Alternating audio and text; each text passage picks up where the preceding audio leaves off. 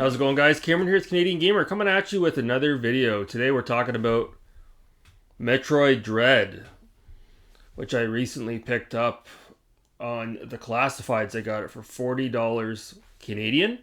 So that is half of what you'd pay for this game at retail, because in Canada this would be $79.99 plus tax, so you're up to about $90, give or take.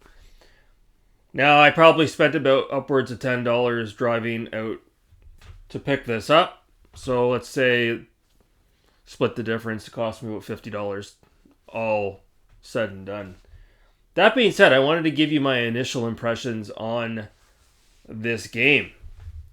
Now, I was just going to post some gameplay footage, just a quick 4 or 5 minute video. But I really wanted to give a little bit of a backstory as to why I was so intrigued by this game. So, as many of you know, the first video game console I ever had as a child was the NES. And when my parents bought us the NES back in whatever year it was, 89, 90, we had 3 games. We had the packing game, Mario and Duck Hunt, we had Mega Man 2, and we had Metroid. And I just remember playing that game as however old I was at the time, 7, 8 years old. The game was very hard to understand at that age. It's just very different from a Mario type game where you go from left to right. This was wide open, very mysterious, strange password system. I remember the first time we entered in the password Justin Bailey, and then you could actually see the main character without the helmet, and you saw that it was actually a girl instead of a guy. It was pretty mind-blowing at the time.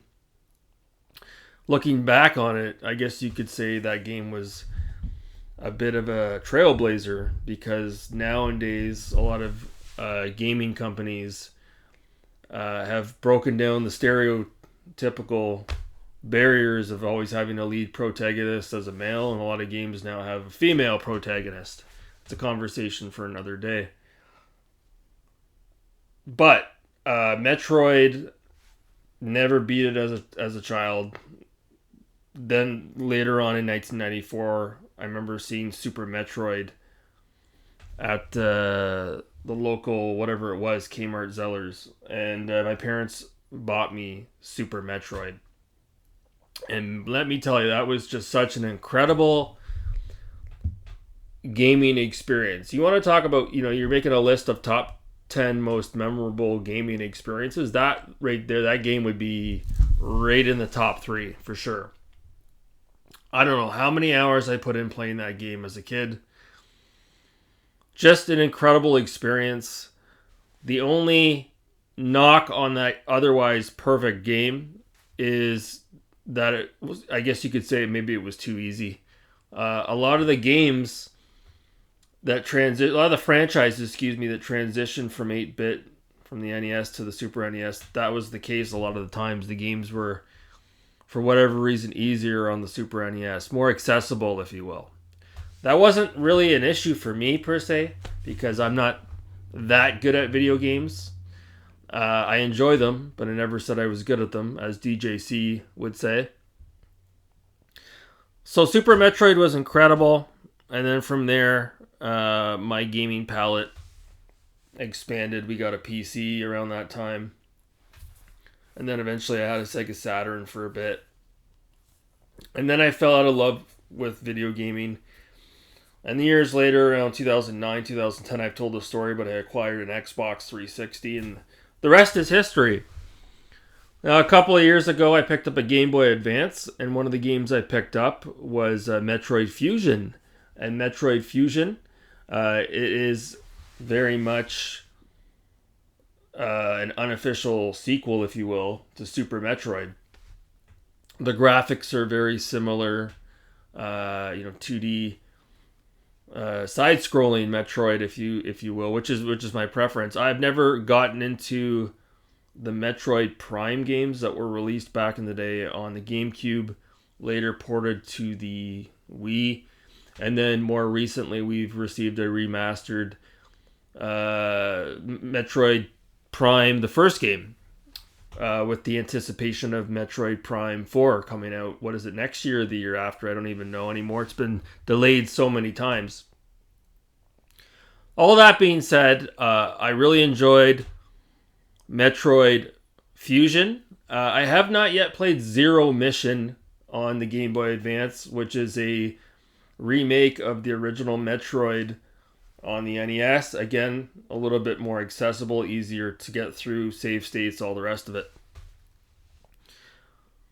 So, it came as a huge surprise or a shock to me when back in 2020, or was it 2021, Metroid Dread was announced for the Nintendo Switch. Now, back in 2021, I didn't have a Switch, so I was obviously pretty envious when I saw this, because there was no way for me to play it. And the icing on the cake was, this in itself was a spiritual successor to Metroid Fusion, which any of you out there that have played it, it almost plays out like a survival horror game. You've got a doppelganger, Samus, that's running around chasing you. It's just like a scene out of like The Predator. I don't know how else to explain it. T-1000, Terminator 2. Yeah, it's awesome stuff. So I heard there was some links between that game and this game, and apparently this game was originally supposed to come out on the Nintendo DS, and it just never came into fruition. So years later, we ended up getting the company that was responsible for, I think they're based out of Italy, if I'm not mistaken, maybe Spain. I think it's Spain. Castlevania Lords of Shadow. Here's my copy for the PS3 Steelbook, and Lords of Shadow 2. And that, I can't even remember the name of the company now. But that's going to bug me now. See if I can... It's on the tip of my tongue. I can't remember it. You guys can let me know in the comments below. That being said, Nintendo outsourced said company to complete Metroid Dread for the Nintendo Switch. And when you play the game, you can tell that Nintendo must have worked alongside with said company. That, again, I can't remember the name of right now. Because the polish on this game, you'd swear you were playing a game that was developed by Nintendo internally. That's how good it is. So the game is really good. Again, this is not supposed to be a review. It's just an initial impressions. But the one thing I really wanted to talk about, and this was really the reason why I wanted to put out this video. So this game was, this is the best-selling game in the Metroid franchise, if you didn't know. It's sold over 3 million copies. I gotta say, the one issue with this game, and if you've played it, you probably already know what I'm gonna say. And I'm not usually one to bitch about this, but it's too difficult. It is way too difficult. So when you start the game, you're presented with the option if you just want to play it like whatever the setting is, a medium or medium regular. I guess the regular difficulty setting, or you can play it on rookie. And I saw that. I'm like, well, let me just try, playing it as it was intended. I don't want to play it on rookie. I played the game for like an hour, just taking my time going through the world. And I got to the first boss. And oh my god, did I ever see the game over screen about 100 times. Oh my god. So like, okay, what do I do here? Bit of a dilemma. Do I just keep trying this until I beat him? Or do I just cut my losses and start a new game? You can't change your difficulty once you've started the game. You can't go into your existing save file and change the difficulty. So I didn't have to, but I decided to. I started a new game, and it didn't take me long to get back to where I was, and then I got to that boss, and I was still having trouble. Not as much trouble. I did get through it. And so, one thing I can say is if you're going to play this game, well, two things. If you bought the game back when it came out, I could see there's a lot of consumers that were really pissed off about the difficulty. To the point the rookie difficulty setting wasn't even an option when this game came out. There must have been so much blowback from the consumers out there that were like, what the fuck's going on? I paid whatever it is, 80, 90 bucks full retail for this game, and it's way too difficult. That they ended up releasing a patch and incorporating the rookie difficulty setting. And the rookie difficulty setting, it gives you like way more health when you kill your enemies. I don't think you take as much damage. It is significantly more approachable for anyone who's not a hardcore gamer. But yeah, if you're gonna start this game, I would suggest playing it on rookie, because I even read on some threads, some Reddit threads online, there was some out there that they got all the way to the end of the game with the final boss on the regular difficulty setting, and they couldn't, for whatever, like they could not beat the final boss.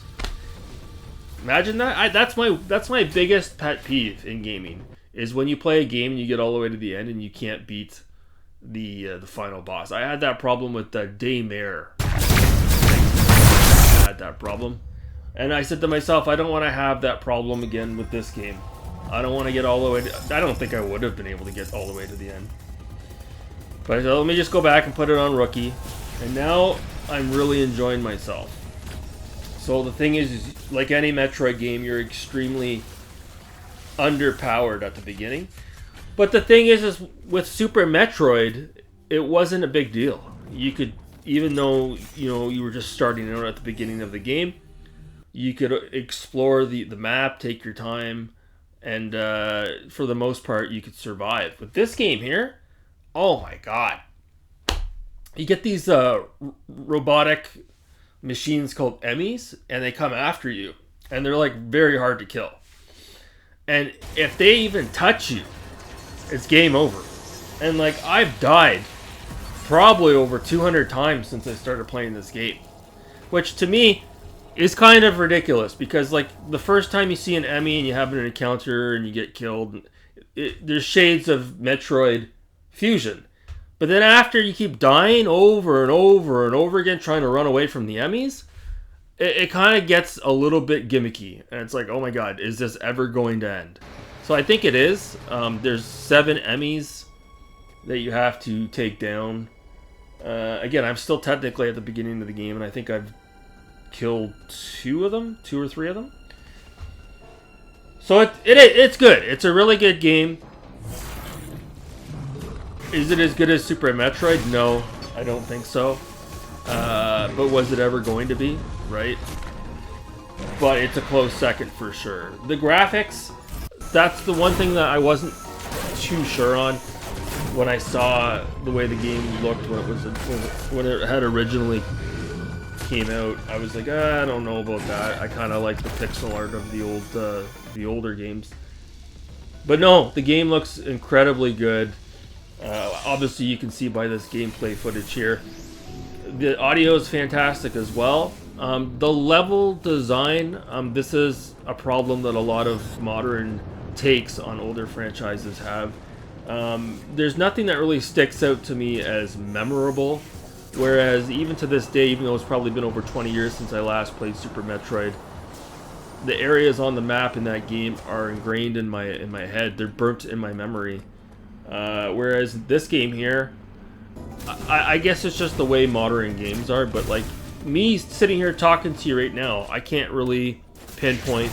I can, but like the areas are just very much, they just sort of blend into each other. There's nothing that really sticks out in my mind as like, wow, that was an incredible area I just ran through.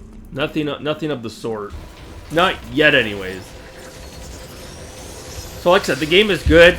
I don't really have a lot of complaints. I just got the morph ball finally. You get it a little bit later on in the game. You don't get it right at the beginning. So I guess the takeaway is, if you've thought about Metroid Dread, you're not quite sure if you want to pull the trigger, if you've heard some different or mixed opinions on the difficulty. It is difficult, but if you play it on rookie, it's not too bad. You just have to have a little bit of patience. You gotta get past the first 2 hours of the game, collect a little bit more health, some more missiles, and get the morph ball, and then things really start to open up. It's not like there's an abundance of areas where you can save your game. There's areas all over the map where you can save. It's almost too much, to be honest with you.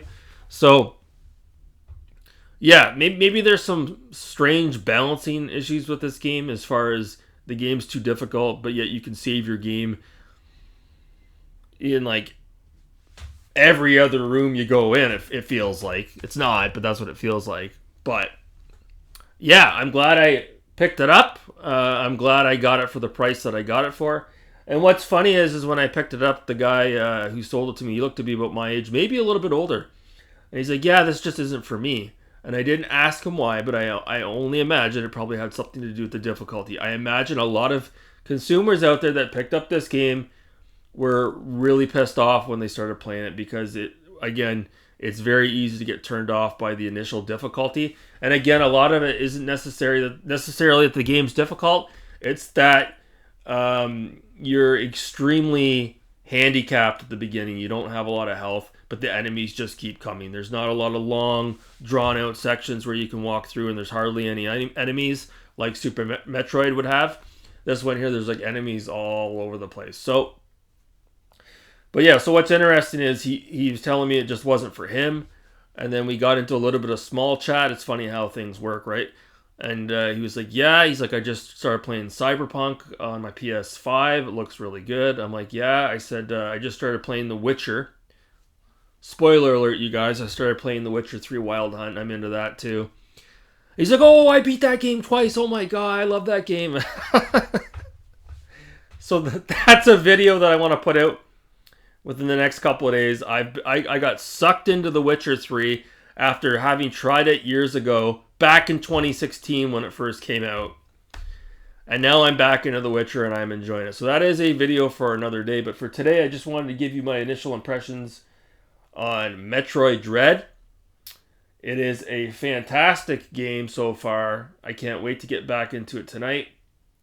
The only thing that kind of sucks about it is I want to keep playing this. I'm addicted to it, and it's pulling me away from The Witcher 3, which I really got hooked on as well. So I don't know about you guys. Right now is a great time to be a gamer because I'm taking the opportunity to dive into all these older games that I didn't get a chance to really get into when they came out. So, yeah, that's it for me. That is it. Metroid Dread. Let me know in the comments below. Have you guys played this? Do you understand what I'm saying? Is it falling on deaf ears when I'm talking about the difficulty? Do you guys understand what I'm saying? Let me know in the comments below. Anyways, guys, that's going to do it for this video. I'm going to cut it off here, right around the 18-minute mark. Thanks so much for watching. Have a good night.